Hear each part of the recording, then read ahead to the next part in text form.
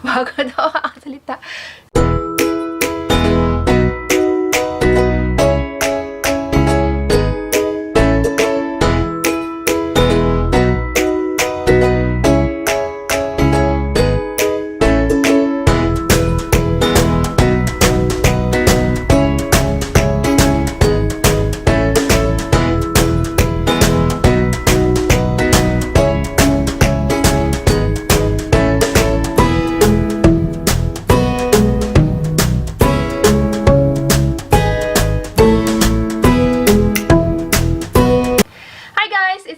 And welcome back to our channel, and today I am going to update you regarding my green card status, and I'm going to share to you my green card interview experience at the USCIS in Cincinnati, Ohio.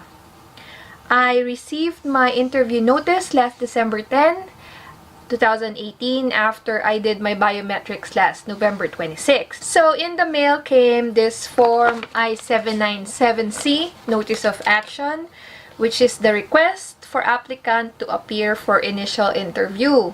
So this is in relation to the form that I submitted, which is form I-485, or the application to register permanent residence or adjust status. So it's here in the letter, the schedule of your interview for the adjustment of status. And I'm gonna read a few lines in the letter so you know what's in it. It says here, you are hereby notified to appear for the interview appointment as scheduled below for the completion of your application to register permanent residence or adjust status, or your form I-485, and any supporting applications or petitions. Failure to appear for this interview and or failure to bring the below listed items will result in the denial of your application. So it's very important that all the items that are required here for you to bring, you should double check it and be able to bring it with you for the interview. Who should come with you? If your eligibility is based on your marriage, your husband or wife must come with you to the interview. So you need to have your husband or your wife to come with you. So yeah, Jeff was definitely with me during that day. Next, if you don't speak English fluently, you should bring an interpreter. Okay, so after that, you are going to find a list of documents that they are requiring you to bring with you to the interview. Now, aside from the interview notice and the government issued photo ID that they are requiring for me to bring, we've double checked everything in the list, and it's basically everything that we've already submitted. We remember, if you've done your I-129F, you know, the very first application form that you filled out, you know, it's the petition for the fiancé, and then you submitted all those documents. It's basically all of that. So they're just trying to double check what you missed out. So just double check everything if you missed, if you did not submit anything. So it says here, for example, a completed medical examination or the form I-693, and vaccination supplement in a sealed envelope unless already submitted. Now, I've already submitted that, so I don't need to worry about that. So, yun, other example is like, you know, the affidavit of support, you know, federal income tax returns, travel documents and all that, birth certificate, etc. So, basically, we've already submitted this, but I have a copy. So, we are just going to be bringing the copy because the originals are already with them. And I guess the very new document that I will be bringing with me is my marriage certificate, because remember, we got married after I got here. So that is to verify that we got married within 90 days after I got here in the US. So that's the only new thing that I'll be bringing with me. So again, it helps if you're organized and you keep all your files. You know, you have your photocopies of everything. So you have a copy, you have a reference of it. So basically, I just brought this. So that's it. So also in the letter, it says here, you know, the schedule. So my schedule interview was last January 22, 2019, and then that was held in the Federal Building at Cincinnati, Ohio. So that's that regarding the interview appointment letter. So let's fast forward to the day of the interview. That was last January 22, 2019. So we left early, like around 11 o'clock in the morning, because we had a few errands to do before going to the interview.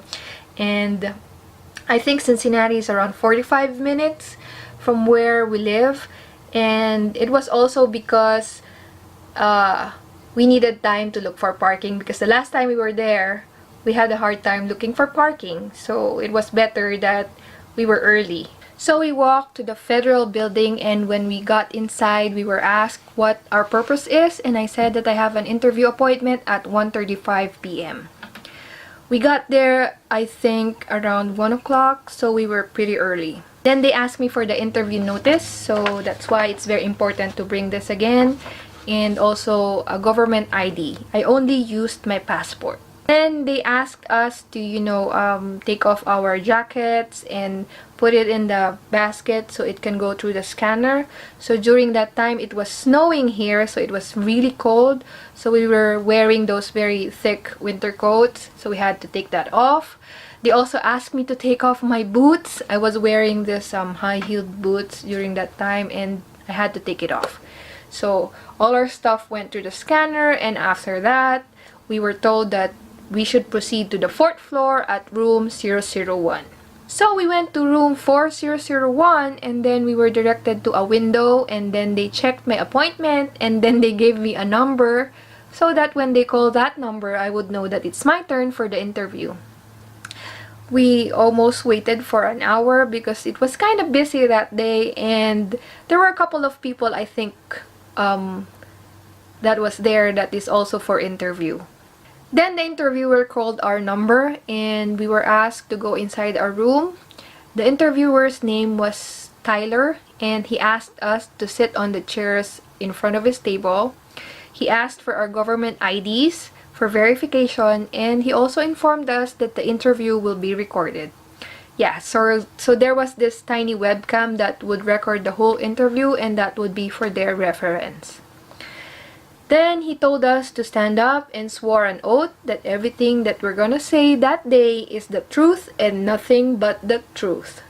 And you're not supposed to lie, because they're going to verify all the information that you submitted in your application.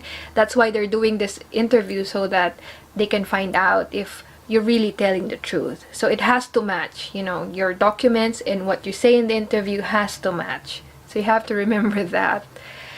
Then he proceeded to ask us a couple of questions.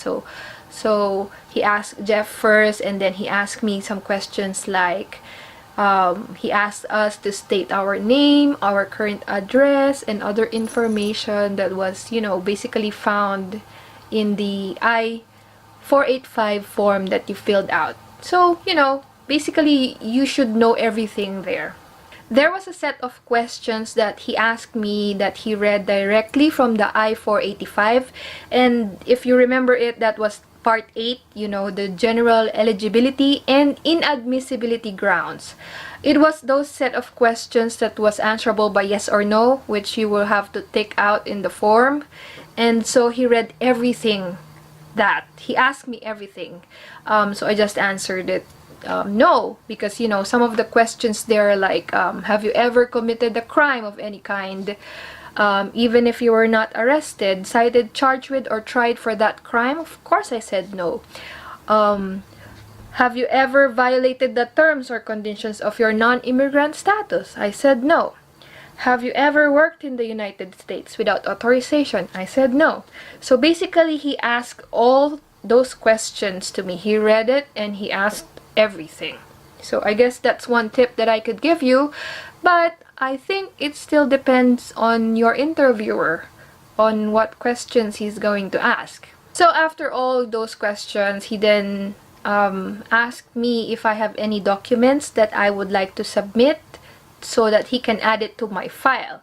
And again, that's where your marriage license comes in, because as I told you, we got married after I got here. So that document is not in the file that I submitted before I went to the US. So I photocopied that already before the interview, and then I just gave him a copy, and then he inserted that into my file. And I was really surprised, because when I saw my file, it was like this thick of a folder full of all the, you know, the requirements that we submitted.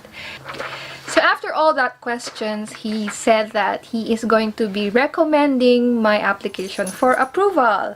And so then he gave me this notice of interview results, and then he checked this part which said, your application petition has been recommended for approval. And then he verified my mailing address, because that's where they're going to mail my green card. And then he also said that 90 days prior to the expiration of my green card, I need to file another form, which is the I-751. So that's it. And then that's it. That's the end of the interview. And then we shook hands and we said thank you, and then we left. So that's it. Okay, so that was my green card interview experience. I hope you enjoyed this video, and I hope you learned a little from what I shared. I know that everyone would have a different experience. You know, the questions that was asked to me may not be asked to you, but it's always important to know all the information that you submitted, because that's where they're going to base the interview on. So that's important. So as long as you're saying the truth and nothing but the truth, then you'll be fine. So that's it, guys. Again, thank you for watching, and if you like this video, kindly like, subscribe, and share it, and see you next time.